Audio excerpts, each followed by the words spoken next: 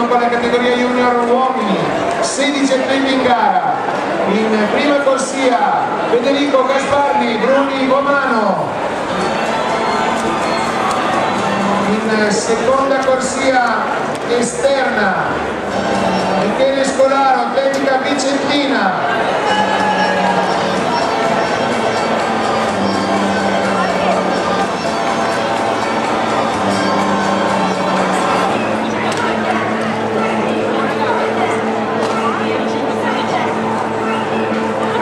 Gara nell'alto, Lanciano nel triplo e nella sbaglia la più tentativa 1,84, Francesca Lanciano nel triplo.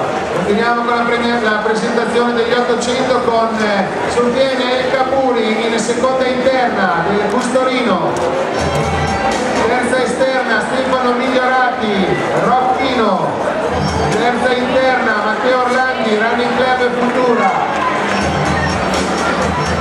Corsia quarta esterna Riccardo Trocchia della Bergamo 59 Treberg. In quarta corsia interna Neves Junior Bussotti della Tecnica Livorno.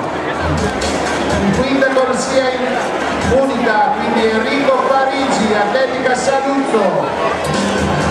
Poi passiamo alla sesta corsia in esterno Riccardo Tamassia, la Fratellanza 1974 Modena. E si è ancora in piena forma. Interna Jacopo Lavi, Atletica Mogliano. Settima corsia esterna Alessio Padula della ATA.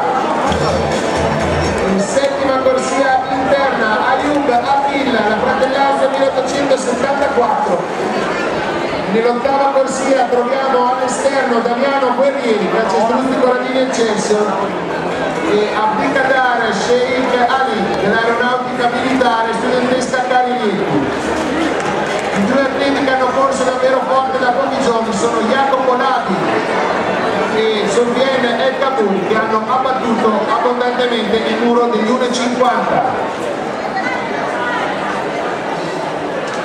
Ora è gradito il silenzio.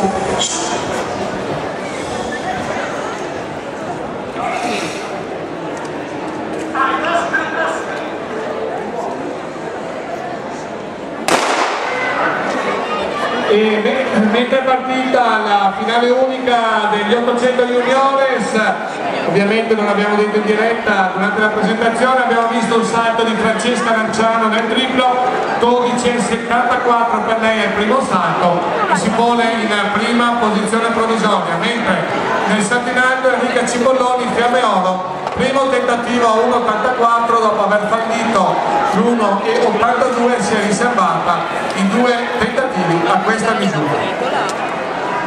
Gruppo ancora super compatto per quello che riguarda questa prima fase degli 800. Nel frattempo errore per Cipolloni a 1,84, sarà ora il turno di Chiara Vitobella.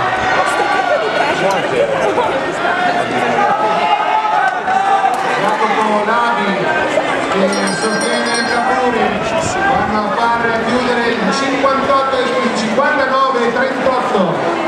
Il passaggio chiaramente non troppo veloce, perché come succede in queste gare non conta tanto il tempo ma la posizione.